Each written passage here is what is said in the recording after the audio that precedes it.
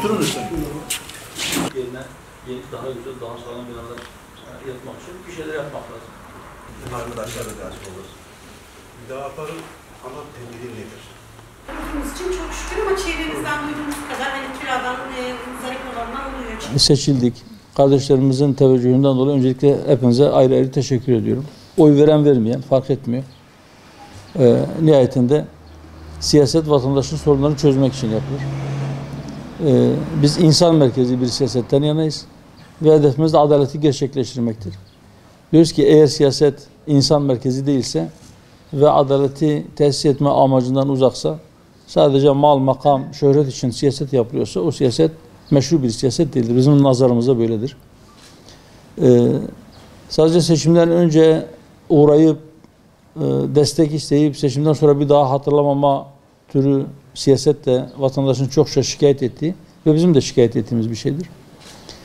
İnşallah bizim niyetimiz, gayemiz seçimden sonra da vatandaşlarımızla, kardeşlerimizle beraber olmak, iç içe olmak, onların sorun ve sıkıntılarını dinlemek, yapabildiğimiz kadar siyaset sahasına, meclise taşımak, çözümü konusunda da bir katkı sunmak bizim siyasetimizin ana omurgasını teşkil ediyor diyebilir.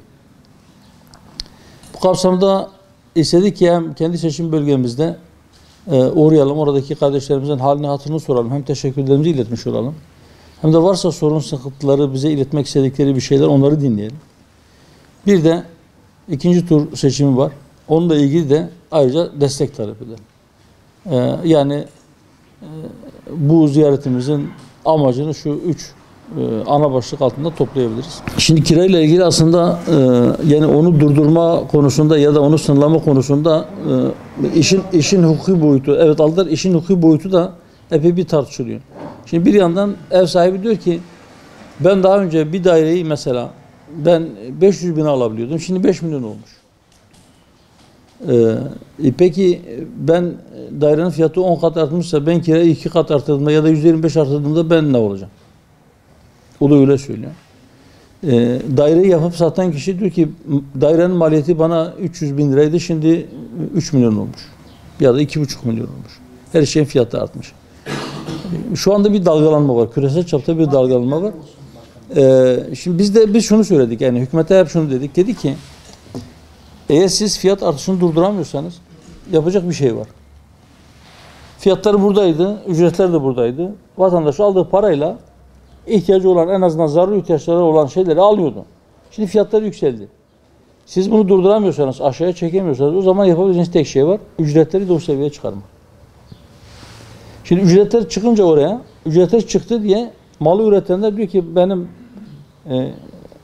işçime ödediğim miktar arttı, enerji fiyatları arttı, fiyatlar biraz da yükseldi. Böyle birbirlerini şu anda yukarıya doğru çekiyorlar. Bakalım nerede dengelenecek. Şu anda bir sıkıntı var. Ama her halükarda kiralarla ilgili çok acil bir çözüm gerekiyor. Ne olur? Şimdi siz deseniz ki kiraları dondurun. Bu bir çözüm değil. Ama şu olabilir. Vatandaşa kira yardımı. Özellikle kiraların çok yüksek olduğu yerlerde. Şimdi ya oradan insanlar kaçacak, ya ücretler o kiralara göre yükselecek. Mesela diyelim ki asgari ücreti diyebilirsiniz. İstanbul'da asgari ücret diğer yerlere göre 2.000 lira fazla olsun diyebilirsiniz belki. Fakat Bursa diyecek benim ne eksiğim var? Bursa'daki işçi ya da İzmir'deki işçi ya da kiranın yüksek olduğu diğer yerlerdeki işçi. Kısa vadedeki çözümü kira yardımı, uzun vadedeki çözümü de şu olabilir. Dar gelirli vatandaşı uygun ödeme koşullarında ev sahibi yapmak. Yani en şey çözüm bu. Nasıl olur? Kira öder gibi. Şimdi siz şu anda kira ödeseniz, ne kadar öderseniz ödeyin, eninde sonunda kirayı ödemediğiniz gün ev sahibi sizi çıkarır. Ve bitmiyor. Sürekli ödüyorsunuz. Ama o kirayı siz evin taksidi olarak öderseniz bir gün o kira bitecek. Bu yapılabilir mi? Evet, yapılabilir. Biz hükümete defalarca çağrı yaptık. Dedik ki belli bir miktar daire yapıp vatandaşın talebinin 1/10'ını karşılayacak kadar kurayla onlara dağıtmak, evet bu da bir hizmettir. Ama ne kadar talep varsa o kadar konut üretilebilir. Herkes TOKİ'den mi alır? Yok. Herkes TOKİ'den almıyor. Birileri diyor ki ben Boğaz'a nazır bir yerde alacağım ya da gidip dağın başında yayla evi yapacağım. Gitsin yapsın kendini. Ama kendi imkanlarıyla ev yapamayacak vatandaşa TOKİ marifetiyle uygun şartlarda ödeme koşullarıyla sosyal devlet olman gereği onları ev sahibi yapmak en uygun çözümdür bizim için. Bizim önerdiğimiz çözüm budur.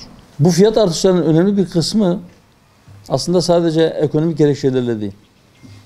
Mesela hatırlayalım, bu pandemi döneminde piyasaya çok para girdi. Bazı insanlar kapanmadan dolayı çalışamadığı için onlara destek verildi. Sadece Türkiye'de mi? Hayır. Küresel çapta. Bütün dünya bunu yaptı. Sadece Amerika'da 3 trilyon dolar para basıldı. Karşılıksız. Bu karşılıksız para basma ve o paranın piyasaya girmesiyle fiyatlar kımıldadı. Yukarıya doğru çıktı. Bir de şundan dolayı fiyatlar yukarıya doğru çıktı. Bazı yerlerde üretim azaldı. Yani piyasadaki mal azaldı. Tedarik zincirleri kırıldı. Ondan dolayı da fiyatlar biraz yukarıya çıktı. Sonra pandemi bitince bu sefer bir talep patlaması yaşandı. Yetişmedi. Üstüne bir enerji krizi. Çin mesela yüzlerce gemi siparişi verdi. Sipariş edilen malları yetiştirebilmek için, gemi bulamıyordu nakledebilmek için. Bir konteyneri Çin'den mesela İstanbul'a getirmenin bedeli daha önce 2.600 dolarken 15-16.000 dolara kadar çıktı. Dolar da 2'ye katlandı. Şimdi o zaman öyle bir şey oldu. Sonra aşağıya düştü fiyatlar. Mesela benzin bir ara 34 liraya falan çıktı. Şimdi indi 20 liranın altına. Fakat fiyatlar öyle ki sadece tek yönlü gidiyor. Yukarıya doğru gidiyor. Onu artıracak sebepler olduğunda yukarıya doğru gidiyor. Orada fiyat bir kendisine tutunacak bir yer bulduğunda o fiyatı yükselten sebepler ortadan kalksa, hatta tersine dönse yine de o fiyat orada kalıyor. Aşağı doğru indirmiyorlar. Niye indirmiyorlar? Çünkü o zaman daha tatlı kar geliyor. Bunun sadece denetimle önüne geçmek çok şey değil. Şimdi hani serbest piyasa diyor ya, adamı sen şu kadar kar marjı koyacaksın diye her konuda bir sınır koyamıyorsun. Fakat zorunlu tüketim maddelerinde mutlaka buna bir marj koymak gerekir. Nedir o?